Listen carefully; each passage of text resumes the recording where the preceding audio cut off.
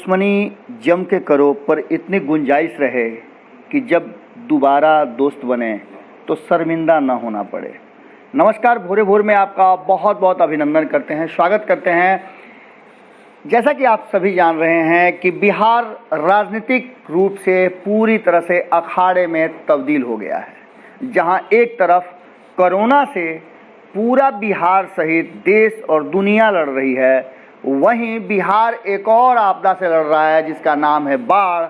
और उससे भी ज़्यादा अगर कहीं लड़ाई हो रही है तो वो है राजनीति का अखाड़ा, जहां राजनीतिक दलों के आपसी द्वंद्व के कारण आम जनता का भी उसमें सहभागिता न चाहते हुए भी होता जा रहा है। लगातार बिहार की राजनीति और बिहार के राजनीतिक दलों के बीच जिस तरह के घमासान चल रहे हैं, उसने साफ कर दिया है कि 2020 के चुनाव का क्या हाल होने वाला है।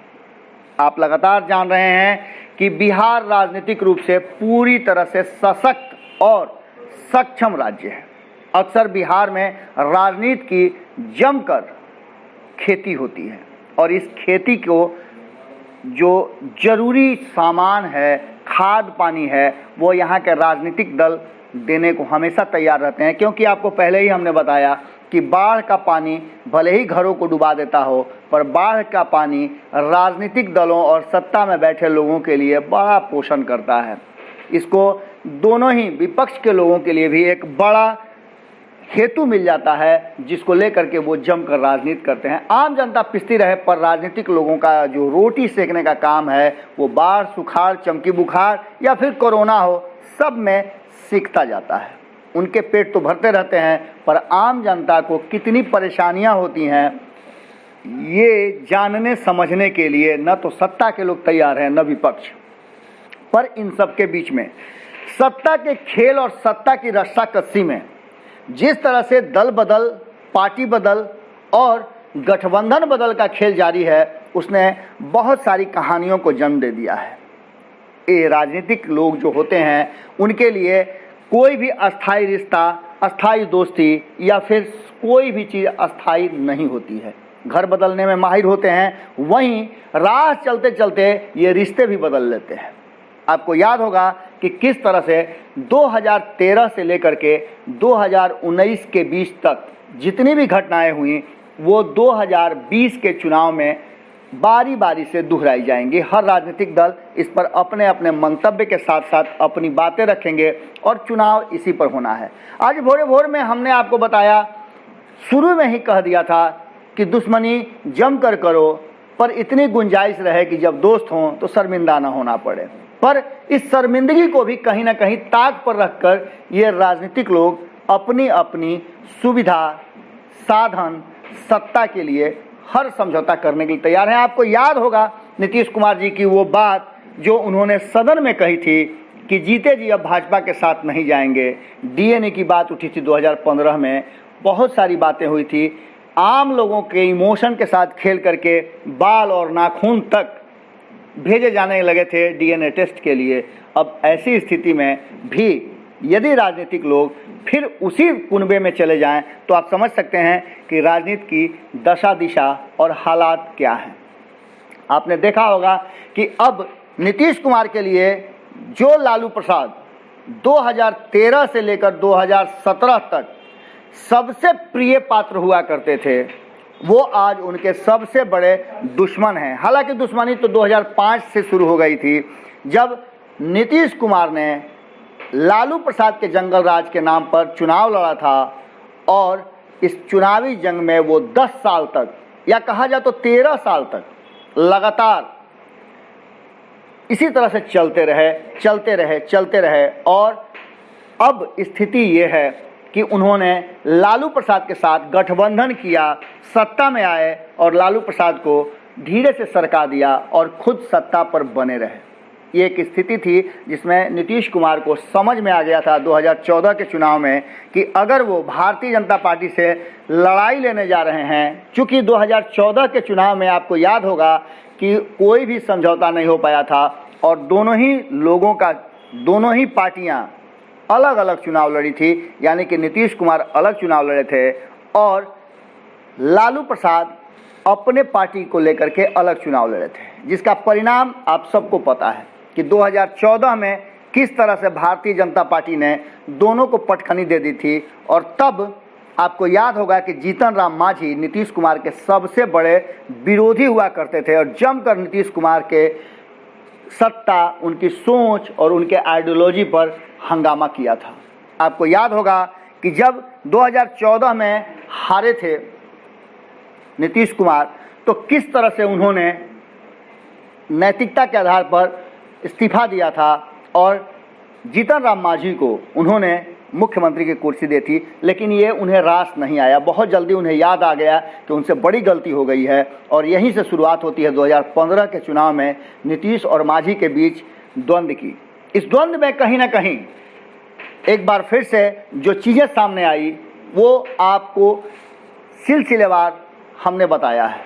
अब स्थिति यह है कि जीतन राम मांझी एक बार फिर जिस महागठबंधन में ये कह करके वापस आए थे कि उनको मान सम्मान की दिक्कत हो रही है, महागठबंधन में वो इसलिए आए थे कि वहाँ नीतीश कुमार चले गए थे एनडीए में, और महागठबंधन में इसलिए आए थे कि महागठबंधन में उन्हें मान सम्मान मिलने की पूरी संभावनाएं नजर आती थी। अब ये मान सम्मान कैसे, किन आंकड़ों से और कौन सी कसौटी पर कस करके वो देखना चाहते हैं, जबकि 2019 के चुनाव में उन्हें 3 सीटें मिली थी। ये 3 सीटें लोकसभा में मिलना कम बात नहीं थी।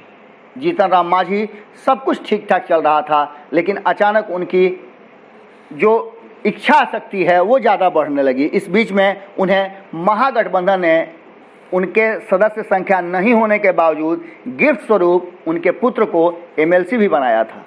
हालांकि एनडीए में रहते हुए इन सब चीज़ों का फ़ायदा उन्हें नहीं हो पाया था, लेकिन अचानक से ये सब होते हुए 2020 के चुनाव में एक बार फिर से जीतन राम मांझी अपने पुराने घर में वापस जाने की तैयारी में लग चुके हैं। उन्होंने महागठबंधन से अपना नाता तोड़ लिया है और इसकी घोषणा भी उन्होंने विधिवत रूप से कर दिया है। लेकिन सबसे बड़ा सवाल ये उठता है कि आखिर जीतन राम मांझी को कौन महागठबंधन से बाहर कर रहा है। कहा यह जा रहा है कि तेजस्वी यादव की एरोगेंसी उन्हें बाहर कर रही है। जिस तेजस्वी यादव को वो लगातार मुख्यमंत्री बनाने की बातें कर रहे थे, उस तेजस्वी यादव से लगातार खफा चल रहे हैं। लेकिन तेजस्वी यादव की मजबूरियां अलग हैं। आपको बता दें कि जब ये सब कुछ चल रहा था, उस बीच में एक हांडी दूसरे तरफ भी चढ़ी हुई थी, जिसका दूरी आँच से थोड़ा ज़्यादा था, इसलिए उसे पकने में समय लग गया। कहा यह जा रहा था कि महागठबंधन से कहीं ना कहीं जीतन राम मांझी अपना नाता तोड़ लेंगे, पर इस पर पूरी तरह से मजबूत बातें नहीं हो रही थी। भारत लाइव ने आपको ये बातें कही थी और भारत लाइव ने जो अपनी महागठबंधन की तस्वीर साझा की थी, उस तस्वीर में जीतन राम मांझी कहीं नहीं थे। इन सब के बावजूद ये भी सवाल उठे थे कि आपने कैसे उनको महागठबंधन से आउट कर दिया जबकि इसकी घोषणा नहीं हुई थी।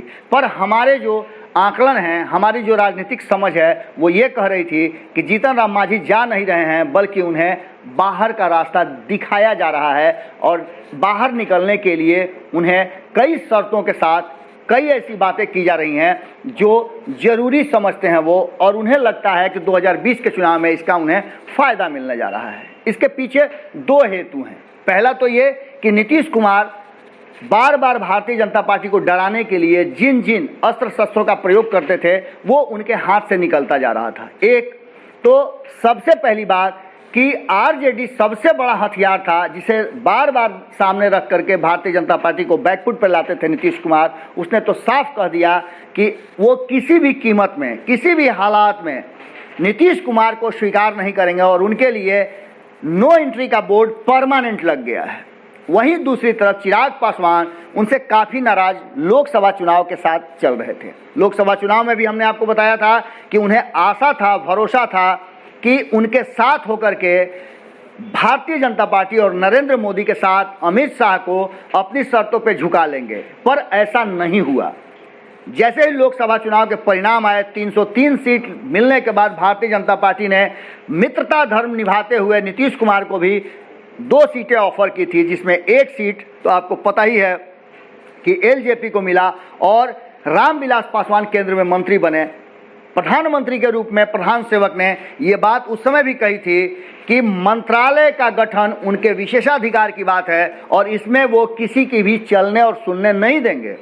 यही वो कारण था कि जहां चाह रहे थे नीतीश कुमार कि उनका साथ दे एलजेपी और वो भी सत्ता में और जोरदार तरीके से प्रवेश करे और मंत्रालय में उन्हें ज़्यादा से ज़्यादा सीटें मिलें। वो चाहते थे कि एलजेपी 2 सीटों के लिए मांग करे, पिता पुत्र दोनों मंत्रालय में आए, वहीं 4 सीटें अपने लिए मांग रहे थे, जिस पर कहीं ना कहीं एलजेपी का साथ उन्हें नहीं मिला। और यही वो कारण था कि जिसका प्रकटीकरण करते हुए एलजेपी और बीजेपी को पटना आकर के जैसे ही मंत्रालय का अपना विस्तार किया बिहार मंत्रिमंडल का, उसमें दोनों को ही आउट कर दिया और यहीं से वो लड़ाई शुरू हो गई। अब आपको बता देते हैं कि एलजेपी भी वो हथियार नीतीश कुमार के हाथ से निकल गया था जिसे लेकर के भारतीय जनता पार्टी को वो बैकफुट पे या घुटनों पे ला सकते थे। इन सब के बाद आपको बता दें कि नीतीश कुमार अपने हथियार के रूप में कहीं ना कहीं जीतन राम मांझी को ले आए और इससे उनका एक तीर से कई शिकार हो गया। आपको पता ही है कि नीतीश कुमार का चुनाव चिन्ह भी तीर है और अक्सर वो तीर को जहर में बुझा करके अपने विरोधियों पर हमला करते हैं। जैसा कि आप जानते हैं कि जीतन राम मांझी का क्या कद हो सकता है इस पूरे एनडीए में या फिर जो गठबंधन नीतीश कुमार सोच रहे हैं उसमें।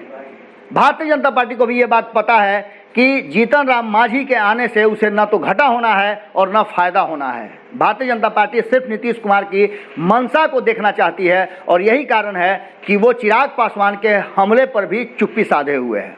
इन सब के बीच जिस तरह की राजनीति है, नीतीश कुमार ये समझ रहे हैं कि जीतन राम मांझी उनके खाते में है, पर भारतीय जनता पार्टी जो कि लगातार राजनीतिक रूप से अपने आप को पूरी मजबूती से खड़ा किए हुए है और चिराग पासवान उसके मोहरा हैं, वो समझ रही है कि जीतन राम मांझी को उसने लाया है। असल जीतन राम मांझी को किसी ने लाया नहीं है, किसी ने बुलाया नहीं है, वो स्वयं आए हैं। आपको पता है कि यही वो डायलॉग था जो 2014 में वाराणसी जाते समय प्रधानमंत्री ने कहा था।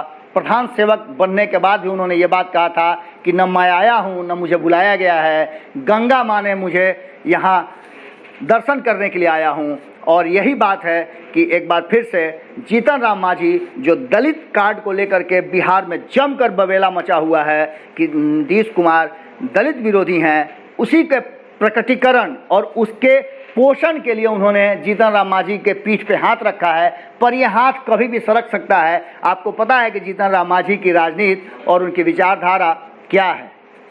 ये बातें आपको कैसी लगी हम जरूर जानना चाहेंगे, क्योंकि इस विश्लेषण में हमने वो कड़ियाँ सुलझाने का प्रयास किया है जो कड़ी कहीं ना कहीं अनसुलझी थी और ये संशय था कि नीतीश कुमार ने मांझी को प्रोवोक किया है महागठबंधन से बाहर होने के लिए, या फिर ये हवा तेजस्वी यादव की तरफ से दरवाज़ा बंद होने से जो रुक गई थी उसके चलते निकले हैं, या फिर साथी दलों से नाराज़गी थी कि आखिर हमसे बात करने से ज़्यादा वो तेजस्वी यादव के साथ क्यों बात कर रहे हैं या क्यों नहीं तेजस्वी यादव को मांझी के लिए उकसा रहे हैं।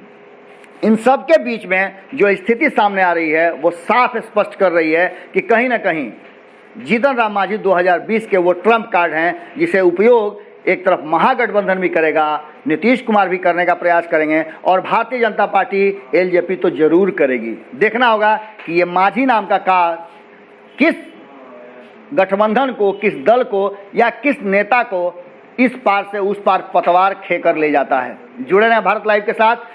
कैसा लगता है विश्लेषण, कैसा लगा ये पूरा एपिसोड, आप जरूर बताइएगा। अगर भारत लाइव आपने सब्सक्राइब नहीं किया जरूर कर लीजिएगा। इसके साथ ही आपको बता दें कि भारत लाइव ने एक कड़ी शुरुआत की है, एक सिलसिला शुरू किया है जो बहुत जल्द आपके सामने आने वाला है कि कौन है आपके क्षेत्र का उम्मीदवार और किस पर आप भरोसा कर सकते हैं। यदि आपके मन में भी उम्मीदवारों का या अच्छे चेहरों का नाम है जो आपके क्षेत्र को विकास की तरफ ले जा सकते हैं, विधायक बन सकते हैं, तो हमें ज़रूर बताएं। हमारा नंबर है 7277765303।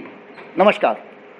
बढ़ाएं अपना कदम सक्सेस की ओर शिखर करियर इंस्टीट्यूट के साथ। शिखर करियर इंस्टीट्यूट पूर्वी भारत में एकमात्र कोचिंग संस्थान जो एक्सक्लूसिवली है मेडिकल एंट्रेंस एग्जाम के लिए।